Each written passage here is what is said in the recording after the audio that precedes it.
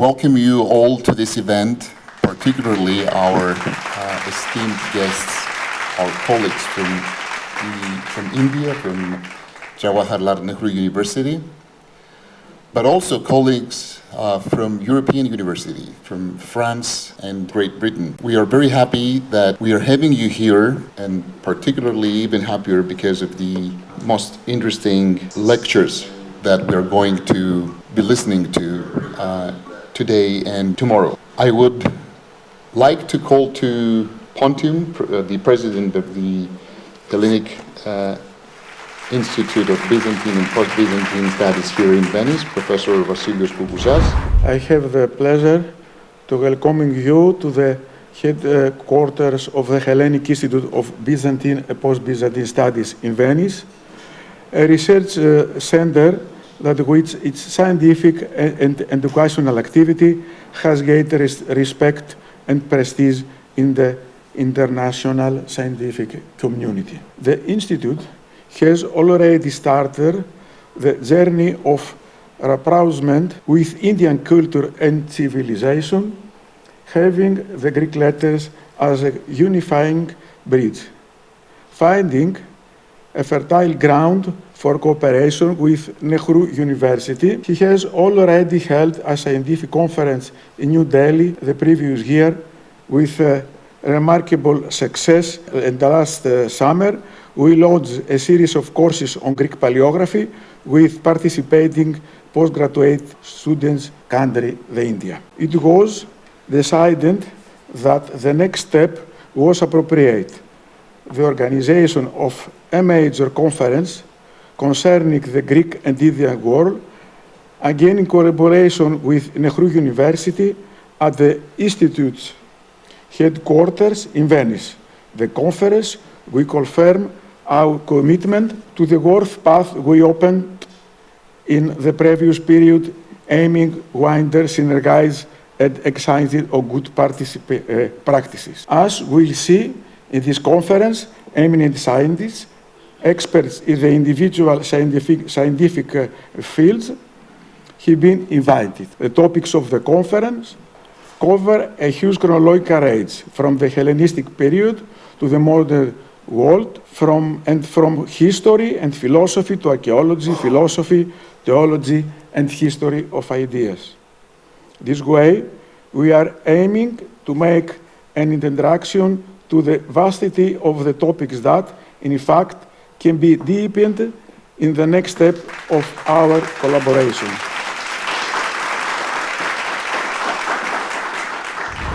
The organizing committee would now like to call to the podium Professor Anil Kumar Singh, Greek chair of Jawaharlal Nehru University in India. The centuries-old relationship between India and Greece, India representing the Eastern consciousness and Greece representing the Western, had been in close contacts since the remote antiquity.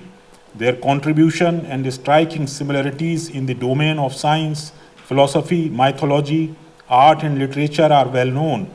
In fact, there can be no true comprehension of either of them without understanding the other. On account of the similarities between the Vedic and ancient Greek gods and the structural resemblance between the Sanskrit and Greek words, the early European Indologists suggested the common Indo-European origin of both the cultures. Flourishing trade contacts between India and Greece further provided the opportunities of interaction between the two.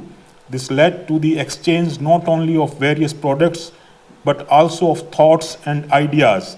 A group of Indian philosophers is said to have visited Athens even in the 5th century BC.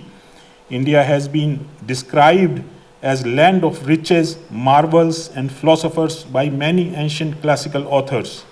According to the Greek traditions, a number of Greek philosophers like Pythagoras, Democritus, Plato, and Apollonius of Tyana were reported to have visited India in search of wisdom.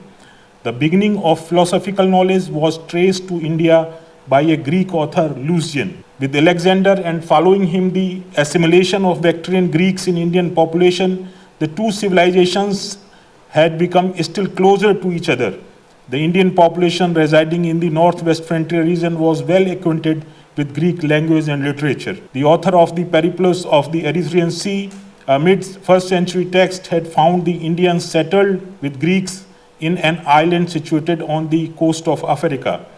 The growing contacts of these two civilizations had paved the way for the era of cosmopolitanism, in which the barriers between East and West were removed and the ideal of universalism was propagated.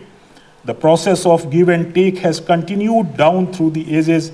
In the recent past, the tradition of Greek philosophers visiting India was maintained by Demetrios Galanos, who lived at Banaras and produced a magnificent Greek-Sanskrit dictionary and translated many Sanskrit texts into Greek. In modern times, India and Greece both have played key role in the Six Nation, Five Continent Peace Initiative. The first Indo-Greek Cultural Symposium was held at Delphi in June 1984, and large number of academicians and intellectuals participated in that. These contacts have been further strengthened by the establishment of the Greek chair at Jawaharlal Nehru University in 1999-2000, which is imparting education in Greek language, literature, culture, and history of the civilization. And we all know that recently our Prime Minister, Honorable Narendra Modi ji, visited Athens, and both countries have made agreements between them. This new era of interaction of these two cradles of democratic civilizations will definitely prove beneficial to whole world, not only for these two countries.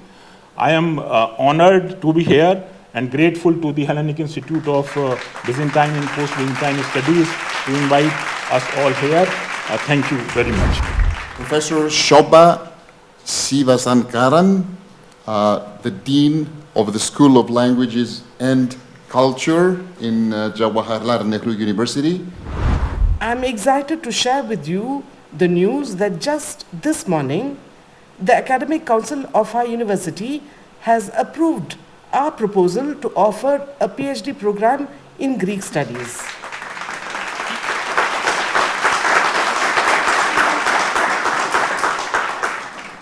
The course will be offered from the coming academic year. This is a historic step because JNU will be the first university in the region to open its doors for research in Greek studies and carry out research work in a still unexplored domain, at least in our region. Our experts who are going to talk and present papers in this conference will tell us about relations between India and Greece that have existed since ancient times. With more and more researchers in the area, these relations will be explored better and will contribute to core knowledge. The Greek chair in JNU will be a nodal institution to promote academic and cultural exchanges between India and Greece. We have the opportunity to hear the message from Dr. Meenakshi Lehi, Union Minister of State, Ministry of External Affairs, and Ministry of Culture of the Government of India. I fondly recall inaugurating the first edition of this international conference organized at Jawaharlal Nehru University Convention Center in New Delhi from 12 to 16 December 2022. I'm happy that we had a very productive official visit of our Prime Minister to Athens last month. Our 2.5 millennium-old civilizational relationship has now assumed the purpose of a strategic partnership. This will enable our two sides to deepen bilateral cooperation in area of trade, investments, security, defense, energy, migration, maritime, shipping, infrastructure, tourism, connectivity, and agriculture. Our cultural ties are strong and civilizational. There was flourishing trade network between Greece and India as early as 3rd century BC, Aristotle, Socrates, Alexander, and today names like Yani are household names in India. The Unani medicine system, which India adopted and has been promoting internationally, has famous linkages to Greek Hippocrates It's a different matter that Ayurveda went to this side and came back to us in the form of Unani medicine. So we share the relationship of both Unani and Ayurveda. Our relations with Greece were based on trade, exchange of ideas and cultural practices, and respect for each other's civilization. With such a rich history of engagement, one should be optimistic of the future of India-Greece relations. We are glad to see encouraging signs of expansion in bilateral trade. During the financial year 2022 and 23, the two-way trade reached about US dollar 1.94 billion. I would like to thank the Hellenic Institute of Byzantine and Post-Byzantine Studies and the Greek chair Dimitrios Galanos at Jawaharlal Nehru University, New Delhi, for organizing this conference. This conference provides a valuable platform for scholars, students, and intellectuals from both countries to explore the richness of our shared past and chart the path toward an even more promising future. With great pride and pleasure that I open the proceedings of this second conference, in which further research on topics explored in the first will be presented now. The two nations, Greeks and Indians, have been in constant contact from the beginning of recorded history to present times, exchanging ideas and human capital in the realms of art, letters, philosophy, or science in various instances in their long history. The first conference highlighted the deep roots of these exchanges, starting with Alexander the Great and moving into the period of the Mauryan Empire of India. The edicts of Ashoka the Great, a few of which were conveyed in the Greek language and were inscribed in stone in the Greek script, are a testament, several aspects of which were commented on during the first conference. Greeks and Buddhism were fused in Central Asia and northwestern India, producing the high aesthetic style of the Buddhist art of Gadhara, also known as the Greco-Indian or Greco-Buddhist style. Unknown samples of this style and facets of this history were presented in the conference in Jawaharlal Nehru University, but I'm certain that more will come to light here during this conference. The fertile contacts continued during the Seleucid and Ptolemies through official embassies or even permanent delegations residing in India, and despite the subsequent raids that Bactrian Greeks conducted into India, new fusions were brought about and hybrid identities, art and styles were created. Notwithstanding the collapse of Greek political authority in Central Asia and northwestern India, the early Christian period coincided with the advent in the region of new Indo-European nomads from the steppe zone and the formation of the Kushan Empire in northwestern India. During that period, there was an increase in contacts via the sea route that connected the eastern Roman provinces in the Mediterranean with the Indian Ocean and India. The first conference highlighted aspects of these contacts, with a lot remaining to be told.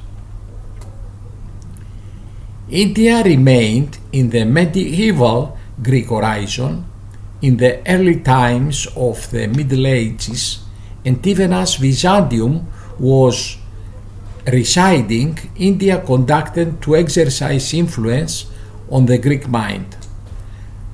Aspects of this influence in the dawn of the modern era of expanding global networks into Mughal India were highlighted in the first conference, and more is expected to be revealed during this second conference. Of Meerut in India, and she'll be talking about Neoplatonism and the Upanishad in the light of Atman and Brahma. In the Neoplatonism of Plotinus, 205 to 70 AD, we have the fruits of religious syncretism which arose from the conquest of Alexander Great and the undertaking of the Roman Empire. It revived the mystic tradition of the Greek cults, and its resemblances not only to Alexandrian Judaism but to Vedanta philosophy are well known. Ritter introduces his account of Neoplatonic philosophy with his general title, Diffusion of Oriental Modes of Thought Among the Greeks. The following are the chief points of the system. The original essence is pure being and absolute causality. It is also the good in far as everything finite is to find its aim in it, and being without magnitude, without life, without thought. One should not even call it existence. It is something above existence and above goodness, and at the same time an operative force without any substratum, as operative force is to communally begetting something else without being itself changed or moved or diminished. The first principle is perfect self-sufficiency. Similarity we find in a verse of Ish and Vrahadaranyaka Upanishad that Purnamada Purnamidam Purnat Purnmaduchyate Purnasya Purnamadaya Purnameda Vashishyate, which means that Brahma is infinite and this universe is infinite. The infinite proceeds from the infinite, then taking the infinitude of the infinite means universe, it remains as the infinite or Brahma alone. If we see the translation of it, from infinite or fullness, we can get only fullness or infinite, unquote. The above verse describes the nature of the absolute or Brahma, which is definite or full. Plotinus, the founder of Neoplatonism, explained the universe in a manner complex, abstruse and logical, through comprehensively only to an educated minority of Greeks. His system has certain affinities with that of Indian religions, and Plotinus himself made a serious effort to visit India to learn from the Brahmins. Thus, the possibility exists that Neoplatonism owes something to Indian influence. Plotinus himself spent much of his time at Alexandria, where was presumably in contact with the important intellectual currents of his time. Originally from Lycopolis on the Nile, he was probably a Hellenized Egyptian, which suggests that his philosophy may bear some traces of native Egyptian thought pattern. Plotinus must have had some definite notion of content of Indian or Persian philosophy. Presumably, he had acquired this at Alexandria, the most cosmopolitan city of the age. Perhaps too he was influenced by the prevalent Hellenistic view that a divine revelation had first appeared in the East, or that Brahmins, Magi, Egyptian or Hebrews had furnished the sources for Greek philosophy.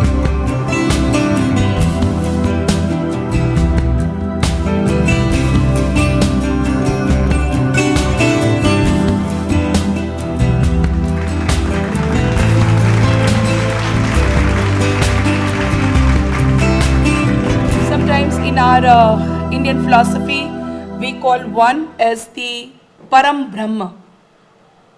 Like Brahma is the last entity and Param Brahma is unknowable, have no identity, have no shape, no form. And every soul finally has to reach the Param Brahma. We call moksha. There is neither knower or known. The soul is alone with God. He felt that priests and temples, ceremonies and prayers were all superfluous.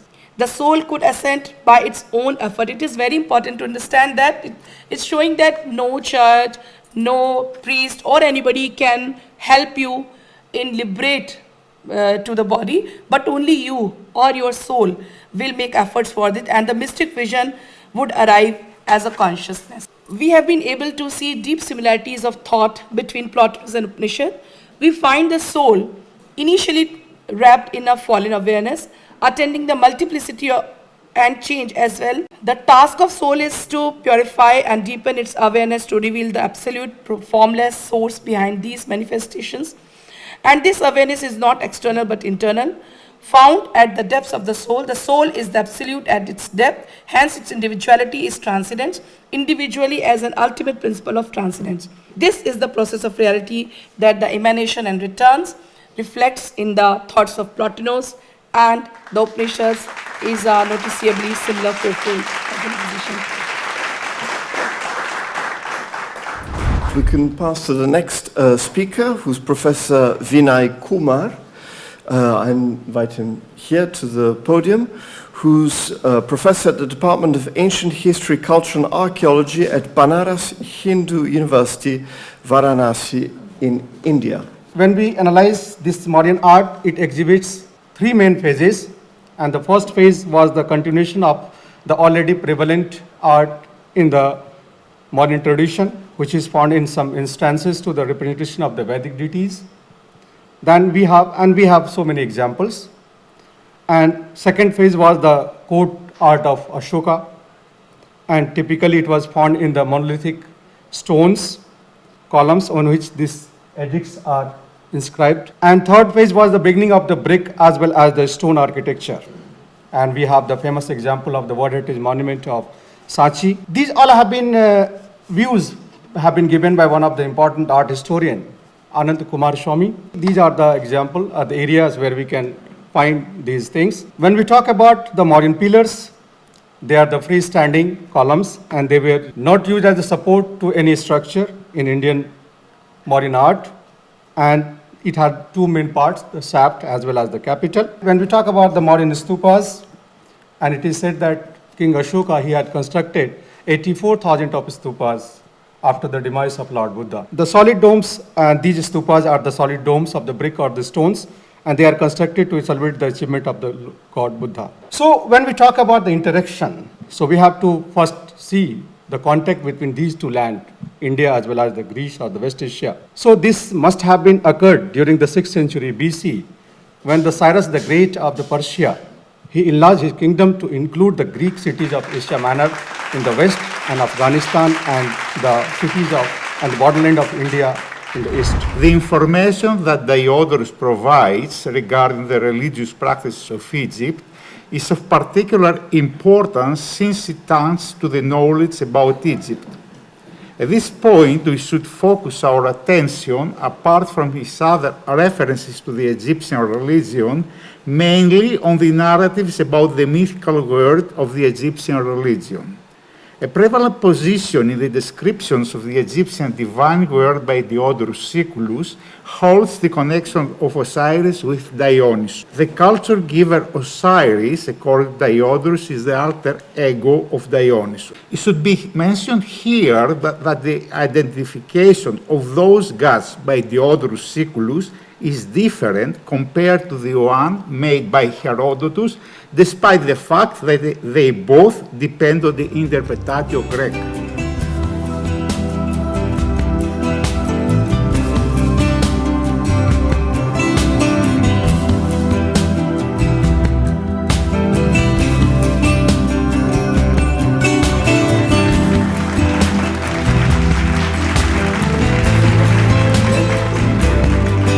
Particularly constitutes Casus Mutandis, another symbolic representation of Alexander's campaign in India. After all, Alexander, according to a related testimony of Arrian, was worshipped by his troops after he returned from India as the new Dionysus. The presence of the Indian women and Indian products in the surroundings of this procession is further evidence of all the above.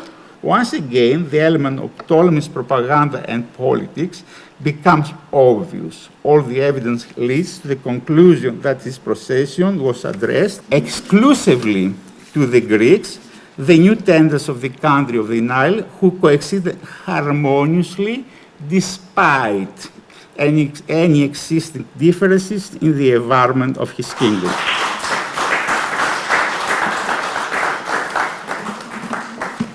This is a kind of movement through literature into the area of interactions and interconnections and civilizational dialogues. I'm going to be speaking about people who are not Greeks, to talk about Greece and India. They are overwhelmingly British, because the hypothesis, if you want to say, or the point that I'm trying to make is look at multiple strands. The strand of Greece as an ancient civilization, the strand of India or Bharat as it is now being called as an ancient civilization, and its mediation and reconstruction, renegotiation and recasting through the British vision. But the interesting point is the overlay of those networks, connections, conversations, dialogues, histories, through the eyes of what we see as British imperial thought and British colonial thought to begin with. I think are means of rediscovery and revival of ancient, very powerful, very strong linkages that existed. But over 200 years of imperial colonial thought, I'm not just talking about rule, these interactions have altered in such a significant material way that they now need to be in some ways almost re-excavated, not archaeologically, but ideationally. And that is what, in part, I'm going to talk about, the British intervention in the ways in which these twin cultures have, as I've sort of been arguing, been reimagined, and the narratives around them have been completely divorced or removed from originary narratives that were there.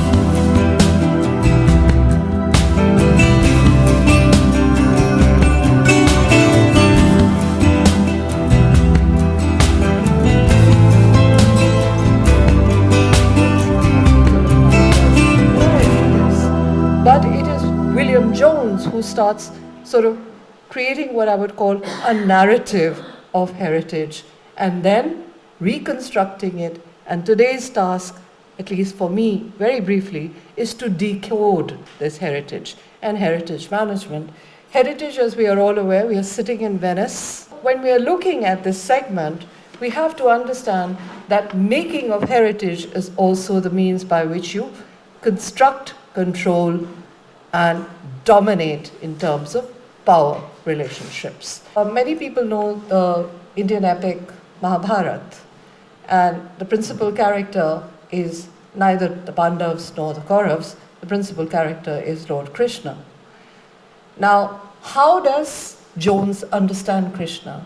He says, Krishna is the Indian Apollo. So it becomes very interesting how you are going to sort of look at this area. I just will say four things, four ideas that I'd like you to think about, and we can talk about them later, is why is this activity, this very clearly targeted process, diplomatic? What were the four legs or the four strands of it? Taxonomy, naming and identifying. Translations. When you translate, you can give new meanings, you can excise, you can do whatever you wish to. Museumization, which I haven't got to, but that is 18th century, 19th century. The minute you have museumization, you have done something else to living heritage. Comparative in nature concerns the anthropology of happiness and the theme of light in India and especially Byzantium. The second focuses on contexts, especially cultural and textual, which we will attempt to analyze by dwelling on some works and their manuscript tradition. These similarities might imply a common Indo-European substratum that would have nourished, on the one hand, the philosophical thought of Greece and subsequently of Rome and Byzantium, and on the other, ancient and medieval India. Concepts such as apathy, equanimity, form the core of Epicurean and Stoic thought, and along with the theme of introspection and the search for inner balance, they are a common ground with the Indian meditative tradition. As noted by Marie-Pierre Delegue, what the Greeks met in India at the time of Alexander the Great was not entirely new from a philosophical point of view.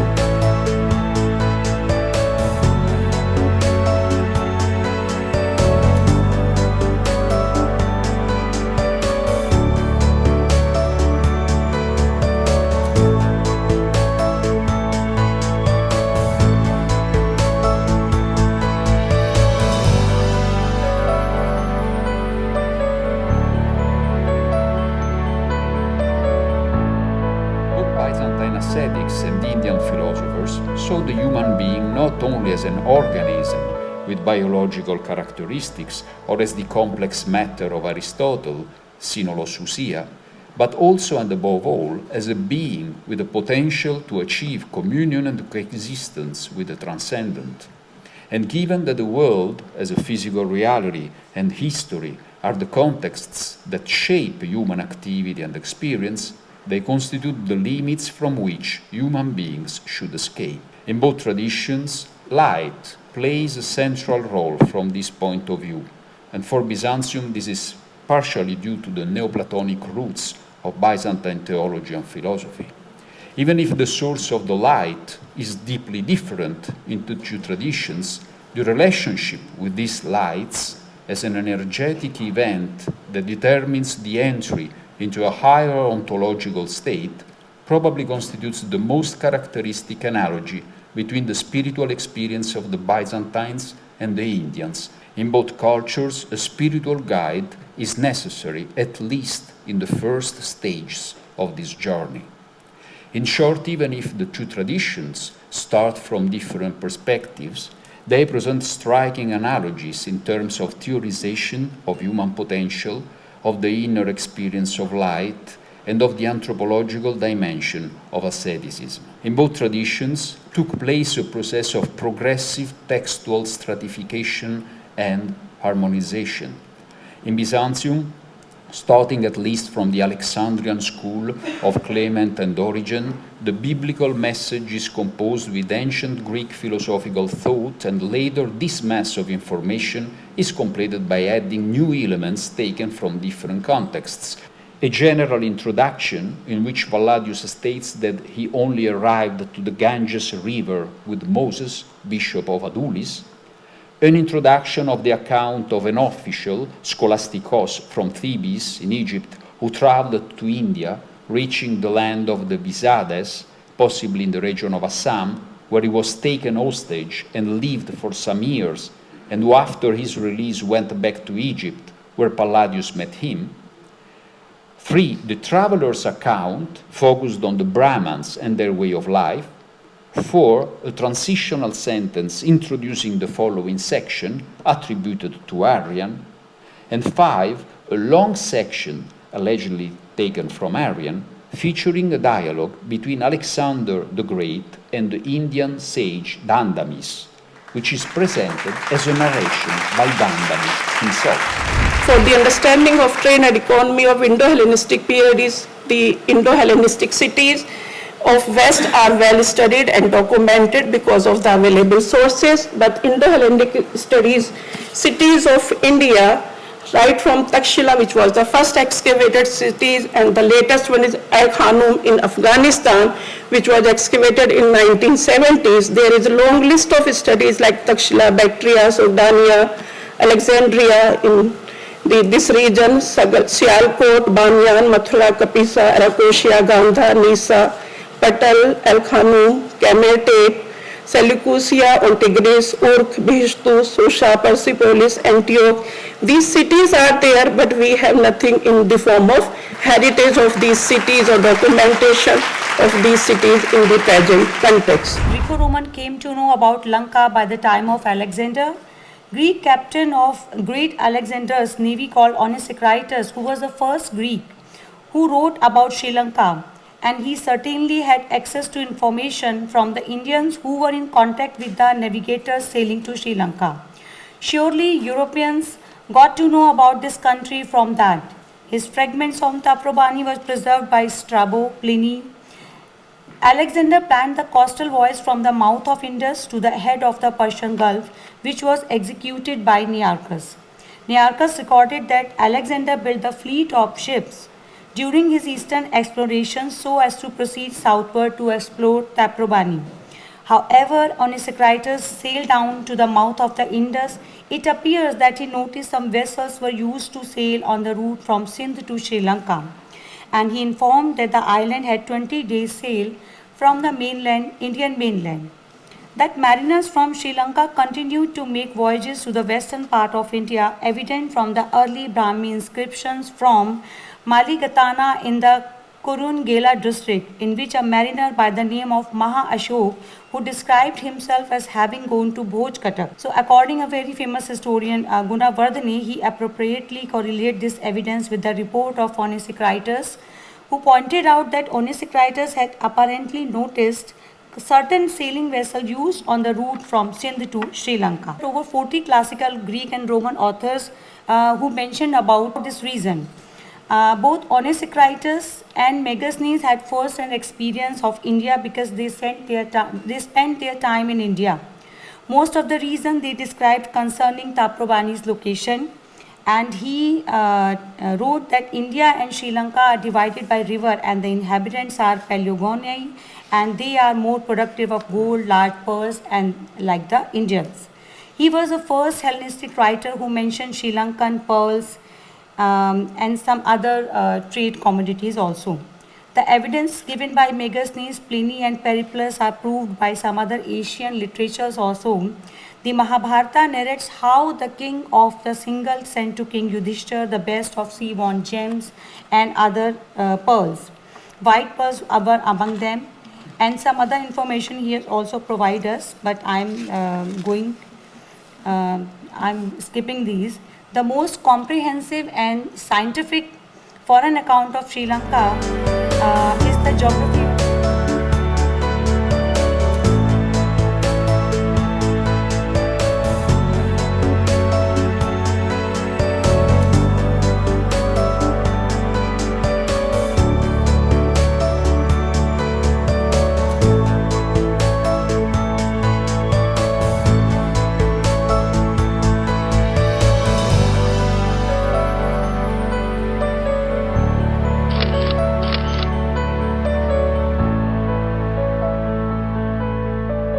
As we know, from the time of Roman Emperor Augustus till the death of Nero in AD 68, there was a great demand of spices, muslins, pearls, and precious stone in the Roman Empire, and the Greeks sent these articles to Rome through South Indian ports. After the death of Nero, the trade decreased, but in slow process, trade continued till the early part of the 3rd century. The products of Sri Lanka too were taken to South India to be sold, and the Greco-Roman trader took the articles from the Indian shores. But this trade with India ceased in the 2nd century AD, when the Greeks came directly to Sri Lanka for the products of this island. There is certain truth when Strabo tells us that from Taprobani, ivory, tortoise shell, and other merchandise were brought in abundance to the markets of Indians. It is also really strange that Greco-Romans, who were frequent traders and visitors to Sri Lanka, rarely mention name of its ports. But Annius Plocamus, during his sail, accidentally reached the ports of Hipparos. Now it is known as Kadramalai horse hill in the island. One important port I would like to discuss here about Mahatitha or Matota, because it is very important in the context of Greco-Roman trade with Sri Lanka, and it is the chief port, you can say.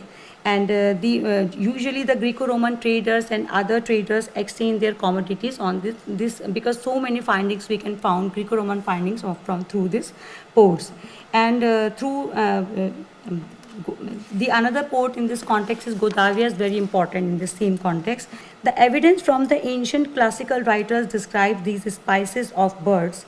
The ringneck parakeet was most frequent engraved upon classical gemstones is found in India, Sri Lanka, and Burma. Tatius describes a beautiful bosom-headed parakeet also, is native to many parts of India and Sri Lanka. Some archaeological evidence about the Greco-Roman trade with Sri Lanka is connected to India found some evidences of Roman trade from Arikamedu.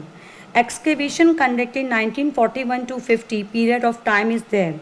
Archaeologists found wine jars, ceramic lamps, and cups and plates of terra siglita, glass bowls, blue glazed fans, and from other findings we found same from Arikamedu, and the same findings we can found from the Sri Lankan foods also. It's particularly interesting with the word epistrophe, and I quoted from Proposition 146 of the Elements of Theology of Proclus specifically because they are contemporaries with Nonos.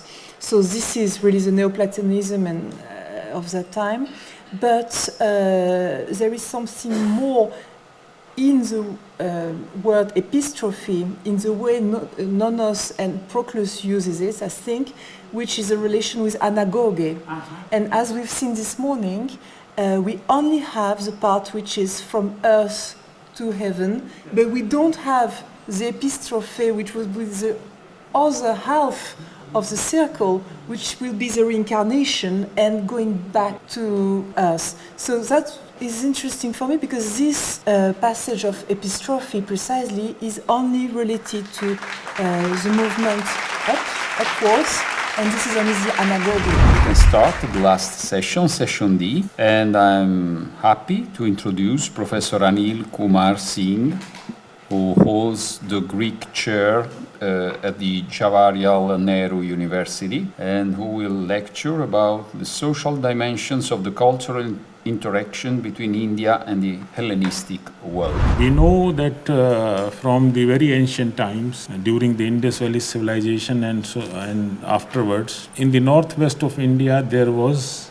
burial of dead, not the cremation. But then slowly this cremation of Indians started instead of burial. I think this was the influence of the Greece. And if we see it in present day's context, it is very strong ritual of Hinduism. So question 1, whether some very important rituals of Hinduism, which are very significant, which actually represent the Hindu Dharma, originated in Greece? That is one question which comes to our mind. There are certain explanations. If we see from the Sanskrit text point of view, we will see that there is no mention of Greek or Greeks in that sense that it was having a profound impact on India in any way.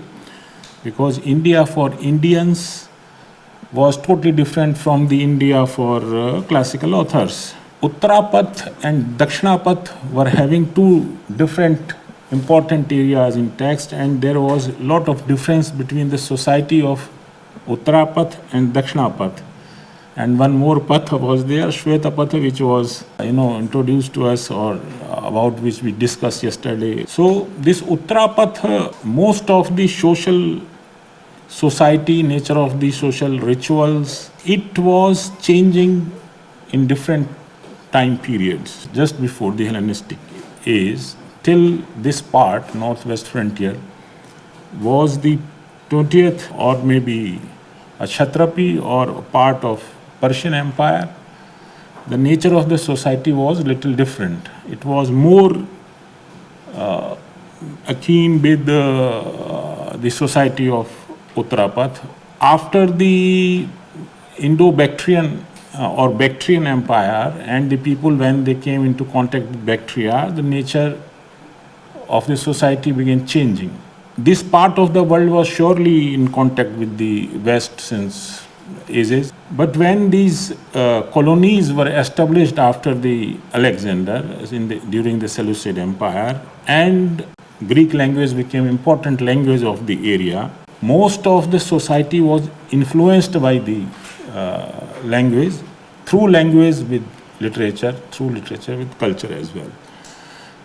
During this time, maybe this interaction with, in the eyes of it was a foreign impact, or as we see that in the Madhya Desha, or which was not, a little far from this area, maybe in the central India, which was more Brahmanical in nature. Coming of these influences were considered as a impurity. It was not considered as purity. So, if we see the texts of Madhya Desha, they are describing this area or the place where the interaction of Greeks, Bactrian, and Indian were taking place, as not a very good land, not a very good society.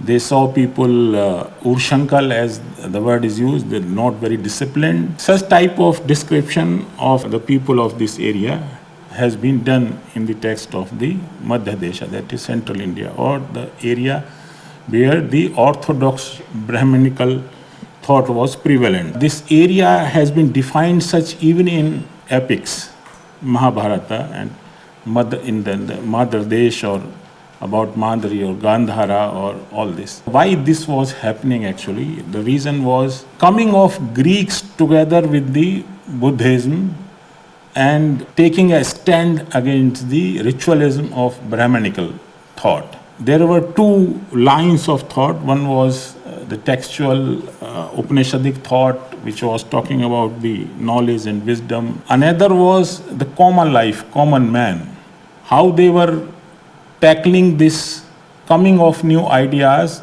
cultural rituals, religious thoughts into day-to-day life. A freedom of, there were more choices with the coming of new ideas and thoughts, choices to accept new ideas and to implement those in their lives. Professor Dayanand Tripathi wrote a book on Hellenism and Hinduism, and there are many similarities between from ancient times to modern times. So all, when we talk about Hinduism, Hindu society, debate between the Hinduism, Hellenism is long, and I believe at least that modern Hindu system, Hindu society, Hindu religion, and the day-to-day social rituals have their origins in pagan Greek thought. These are some ideas which come to my mind when we talk about the relationship of Greece and India. Now it is my pleasure to ask Professor Renu Shukla of the Department of Ancient History, Culture and Archaeology of the Gurukula Kangri University to come and lecture on the theme representation of interfaith dialogue in Milinda Pagna. The captivating Buddhist masterpiece Milinda Pagna is considered as the most important non-canonical work of Theravada Buddhism. The date of its composition can be assumed between 1st century BC to 1st century CE. It is preserved in the Pali language, but is usually believed to be written in northern India in Sanskrit or North Indian Prakrit. The original book is lost, but there exists two versions, Pali and Chinese. The Chinese version contains only a small part of first chapter and second and third chapters of Pali version. And this particular study is based on the Pali version, means all the 7 chapters of the book. In ancient period, India was in more or less contact with people of various regions and cultures. There is evidence that at least 5 races in Harappa, Aryan and non-Aryan Vedic period were living together. Mahabharata says Bharatvarsha is inhabited by the Aryans, the Mlechas and the Sankras. The time of the composition of Milinda Pagna was a challenging one when it was the need of the hour to accommodate various beliefs and diverse cultural groups of Northwest India during Bactrian Greek rule. The synthesis or blend of cultures has been interpreted in this presentation as interfaith discussion, which depicts an ideological shift or a liberal tendency towards belief prevailing in the society when Milinda Pagna was authored. It is composed in the form of a dialogue. The dialogue and discussions between people on religious and philosophical affairs have been a part of the Indian culture since the beginning of civilization on this land. Brahmanical texts, especially Upanishads, contain various episodes of such discussions, which are followed by the Buddhist tradition as well. Buddhist literature is full of interactions between Buddha, Buddhist monks and nuns, lay disciples and people of other religious beliefs. Important dialogues from Upanishads, dialogue between Yagyavalkya with King Janak, with Maitreyi and Gargi, with dialogue of Nachiketa with Yam, and Pravahan Javali with Shvetketu and his father Aruni.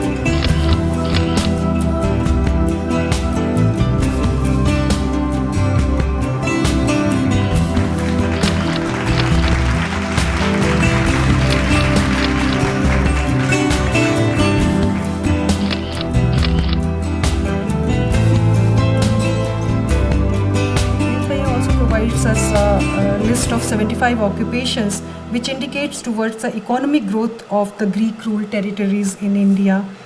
The references of Milinda Pagna indicate the economic growth and under foreign rule, which resulted in a social and occupational mobility also. The evidence of Buddhist monument at Pushkalavati and Shekandiri show that Buddhism was popular in Menander's territory. In Milindapaya and Bodhisattva Kalplata, we get the references of construction of vihar and stup by Milan. And the most important thing of this particular conversation is its doctrinal value. It is the earliest evidence of the existence of 3 Pitakas and 5 Nikayas.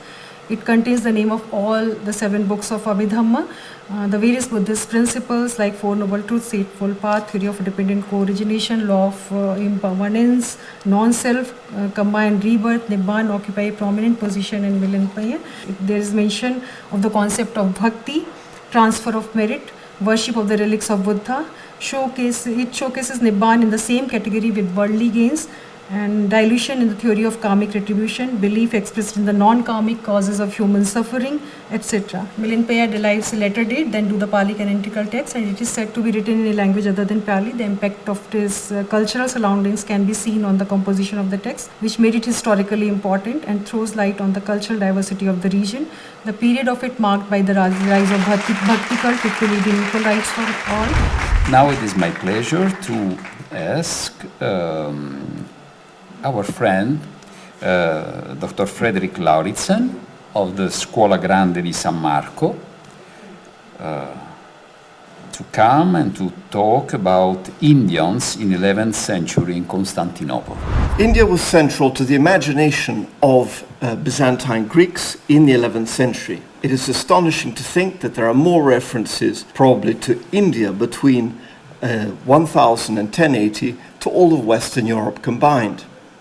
The Latin world was culturally insignificant compared to India for the Byzantine imagination. Astonishing is the presence of the life of Buddha in Greek at this time. The story has been translated and was present in Constantinople by the year 1048 when it was rendered into Latin. Barlaam and Yosaf is the story of 2 saints. Barlaam was a monk and Yosaf was a king who persecuted Christians until he converted precisely by Barlaam. The term Indian is specifically used 9 times in the story.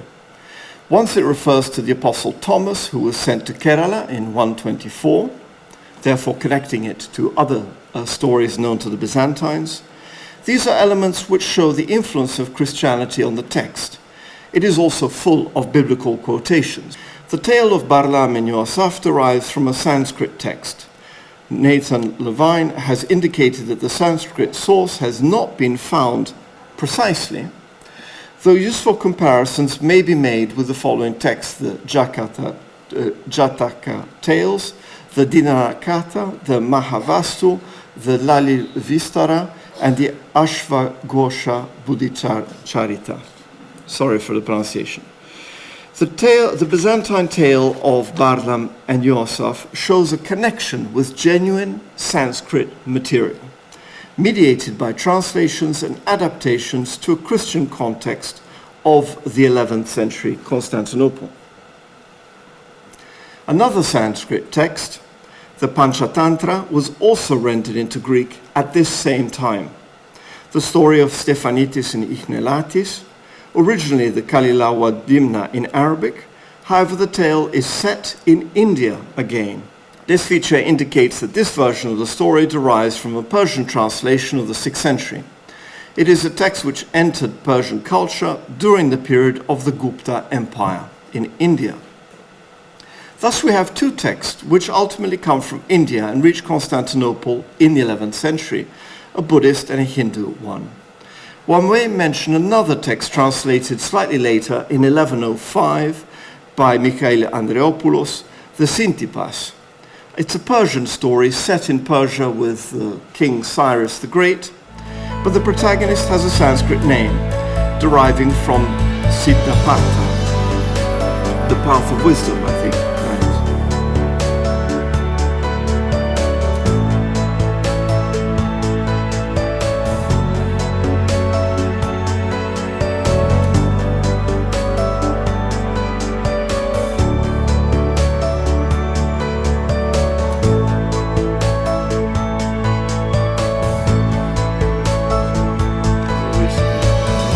Chitakora seems to be the equivalent of Chitahara, which means pine sugar a compound of khara, according to specialists, prakrit of Sanskrit kshara, and the word chit in Hindi apparently means pine. The river Spabaros appears to be a deformation of Vishav and Bara, which means bears in all directions. Parthameniosav, Stephanitis and Ichnelatis, the Alexander Romance show an interest in Brahmins. The Indian ideas found in these texts, and specifically Palladius, echo those present in Manusmriti, the law code which is devoted to promoting the role and behavior of Brahmins in politics. In Greek literary texts, foreign words are avoided. It is therefore surprising to find the word Brahmin in Psellos' letter. It appears to be a rhetorical image, but the details we have discussed are present. The freedom from passions, the soaring of the soul are easily found in Greek literature as well as Indian.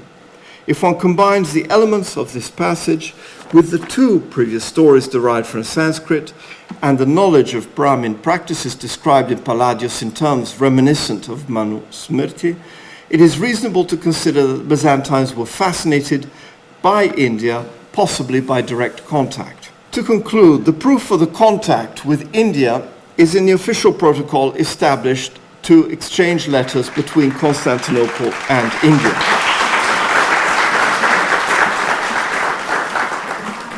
I would like to invite Dr.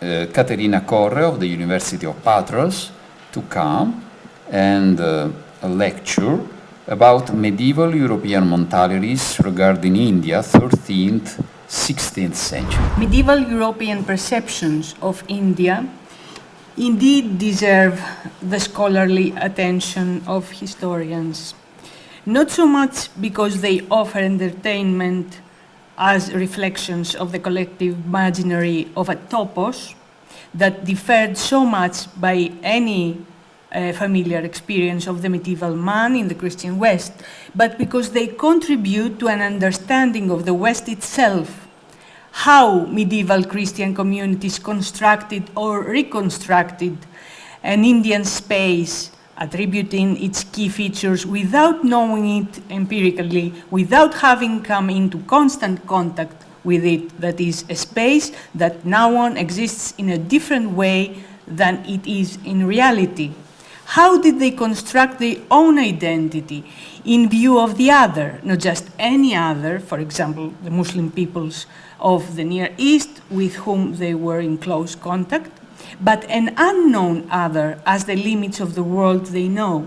How did they seek, if they sought, their own institutions within the institutions of the medieval Indian societies? How did they evaluate the latter, and with what criteria? After all, with what predisposition did the Western world reach the borders of the Indian world after the 13th century, when contact was already a fact and the first Latin travelers were at last visiting the Indian territories in search of business, diplomatic, missionary, or simply sightseeing benefits? Before we proceed, two indications need to be made at this very point.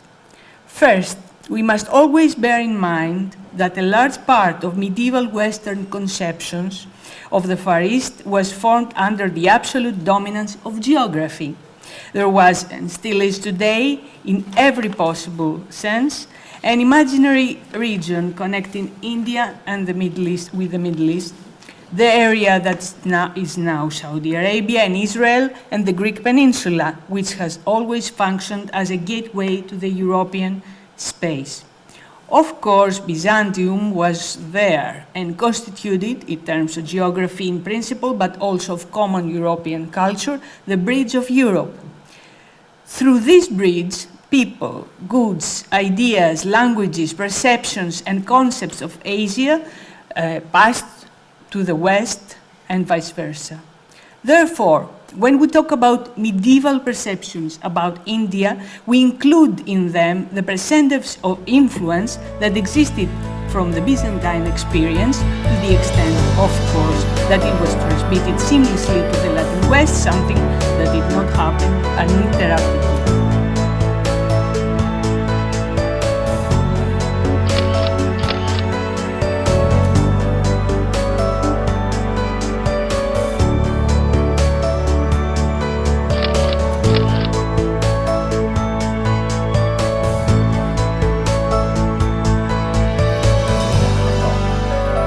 methodology regarding India was also a result of geography, to be accurate, of the psychological impact that geography had on the European West. If we look at medieval maps, which echo ancient geographers, as we said, India is depicted as the opposite of Europe. These antipodes can be perceived as the world behind the mirror, a world upside down. To this mentality, the European space is the dominion of God, the Christian ecumeny. This opposite world is a pagan world. This was the principal thought. The pagan world is a barbaric world, which, away from the one God, results being visually unhealthy, having been developed paradoxically in an abnormal way. Much more could be said about the tenacity with which the aforementioned elements, exoticism, fantasy accounts, stereotypes of the Christian narrative, coexist in the late Middle Ages with the realistic descriptions of people who actually visited India and experienced Indian culture no longer through books. Besides, after Marco Polo, many Italian merchants started visiting India to trade and invest. There is a very large part of texts that actually are variants of the original works and still puzzle experts as to their origin or function. In any case, the one thing that can be accurately said is that there is a broad field of research regarding the medieval mentalities towards the regions of Bharat, that may also bring significant results if approached interdisciplinarily. I would like to invite Professor Stefanos Kordosis of the International Hellenic University to come and to lecture about a description of Inner India in Phaneroid Greek text and commentary. This is actually a copy of a manuscript found in library. The manuscript contains several texts. The most important of these texts, and the one by which we were able to identify closely its point of origin, is the first text titled Vivlos, a book. The source of this text is Nikolaos Patharis, was a prominent member of the Pasolski Prikaz. He was a Greek in origin, half Greek, half Wallachian, and he compiled three main works for which he is known. One of them is this description of the itinerary to China through Siberia. But besides this text, which covers the bigger part of the manuscript 1042, there are also other texts inside this manuscript. So in Delhi, for example, I identified one segment of the manuscript. The text conveys essentially the main trade stations found on the way from Astrakhan in the north of the Caspian Sea to Hyderabad in the Indian subcontinent. The source of this information is essentially at Rojnik.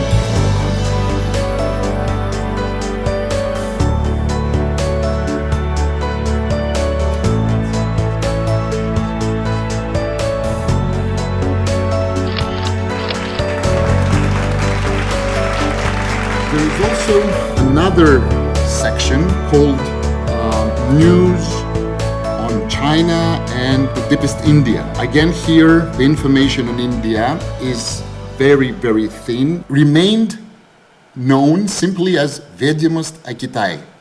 That is information, news about China. They left India outside because the Russian text did not contain much information on India.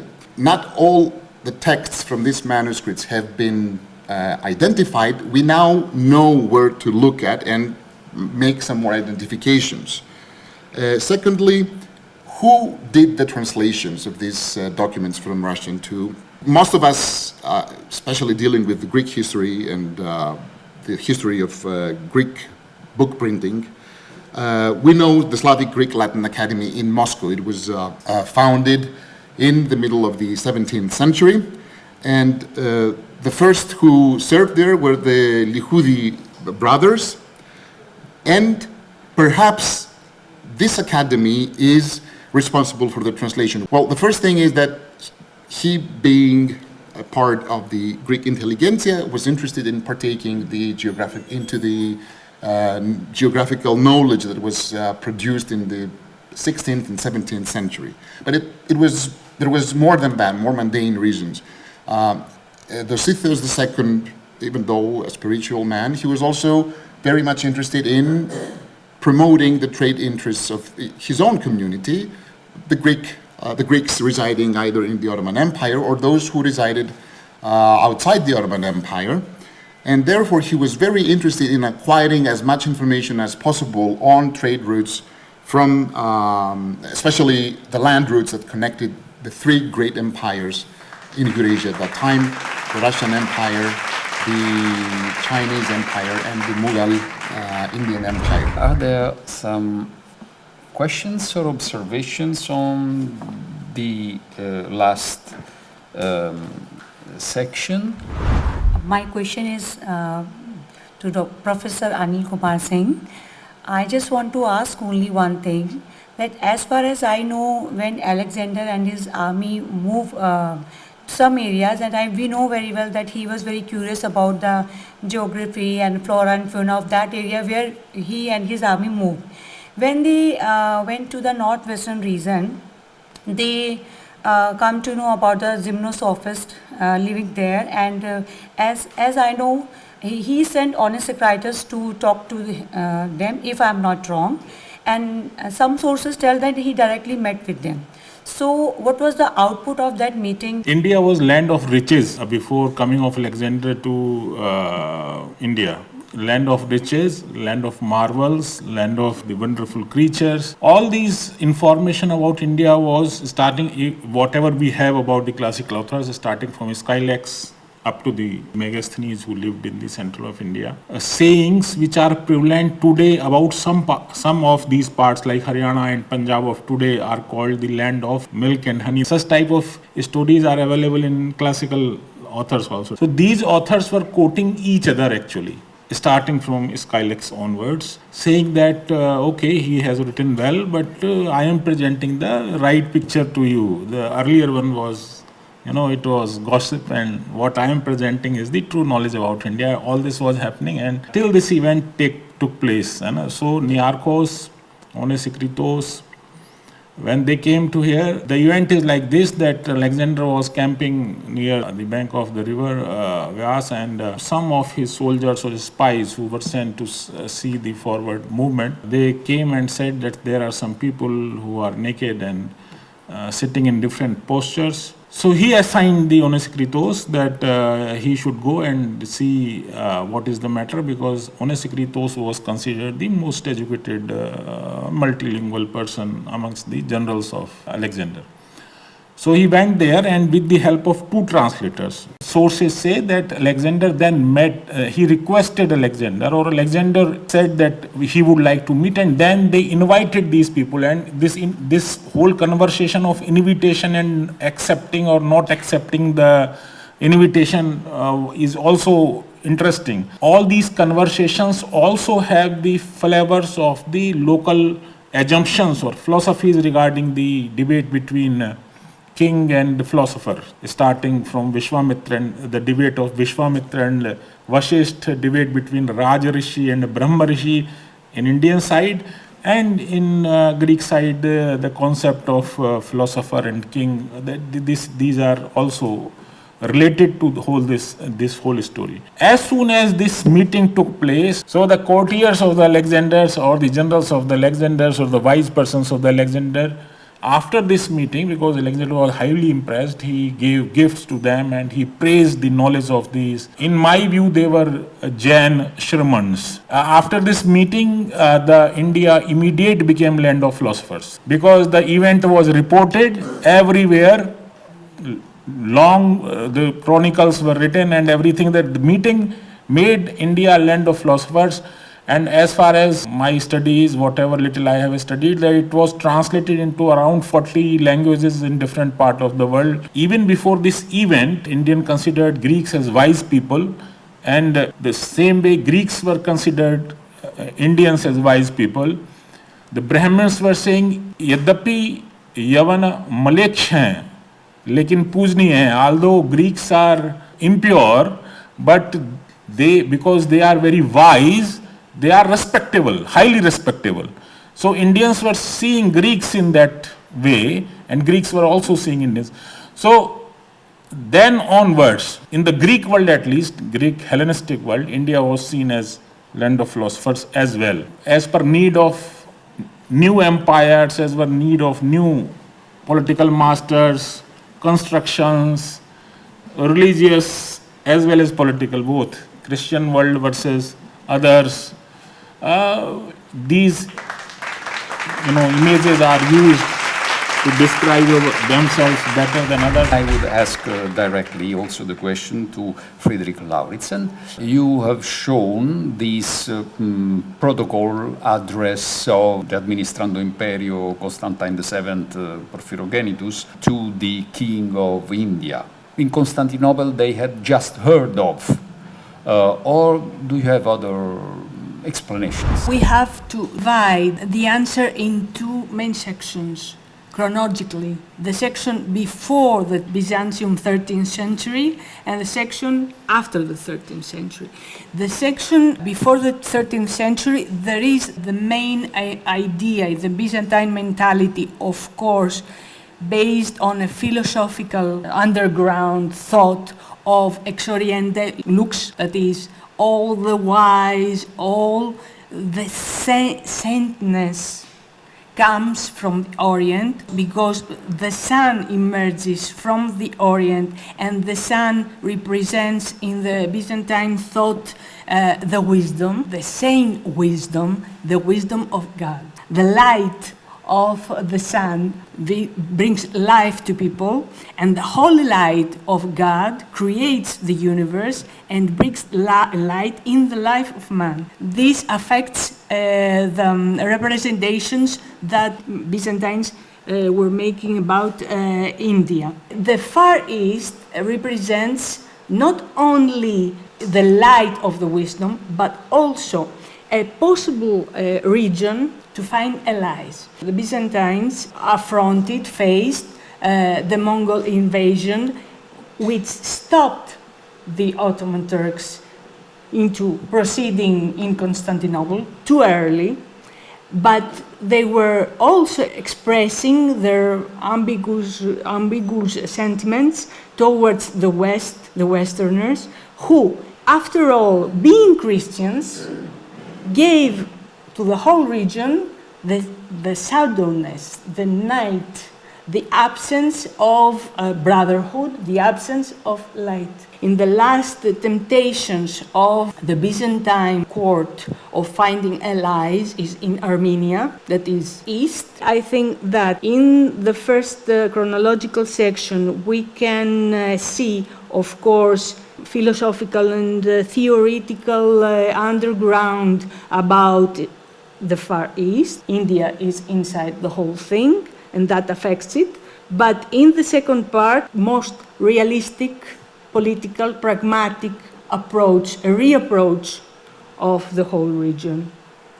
Of course, this is interpretation that they can do based on the whole landscape of temptations, thoughts, mentalities in Byzantium. Once the texts are studied much more, we could at least in effect end up in certain conclusions.